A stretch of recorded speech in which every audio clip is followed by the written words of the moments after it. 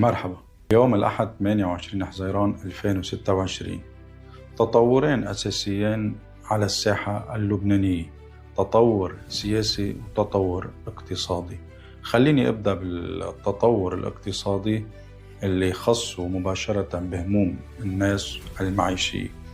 حقيقة يعني شيء مؤسف اللي صار باليومين الماضيين.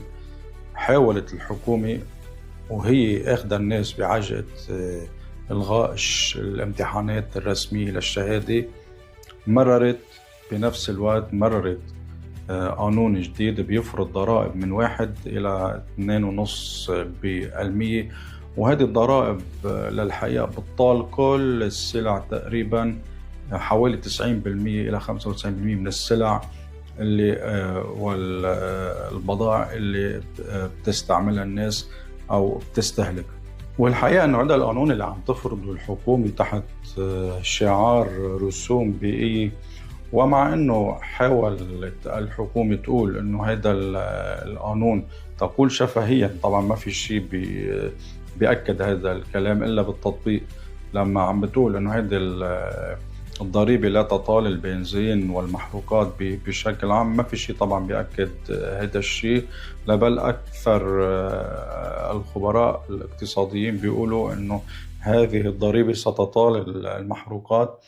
وبالوقت اللي كانت الناس متوقعة أنه مع هدوء جبهة الحرب بين الولايات المتحدة وإيران وفتح مضيق هرمز أنه قد تتجه الأمور إلى تخفيض بأسعار البنزين والمحروقات، شفنا أنه لا، بالعكس بلبنان رايحة الأمور على مزيد من الزيادة الضرائبية في حقيقة يعني مشهدية ما حدا قادر يلاقي لها تفسير.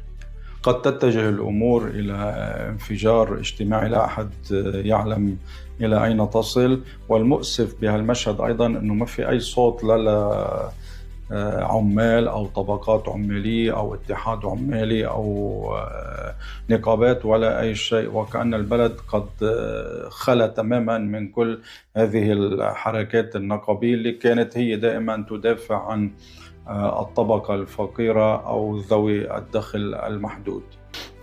وللصراحة أنه هذه الحكومة لولا بعض القرارات اللي عم تاخدها بالشأن السيادي وبإعادة الاعتبار للدولة، صراحة ما كان في أي قرار ممكن الناس تشكر عليه، خصوصا بالملف الاقتصادي.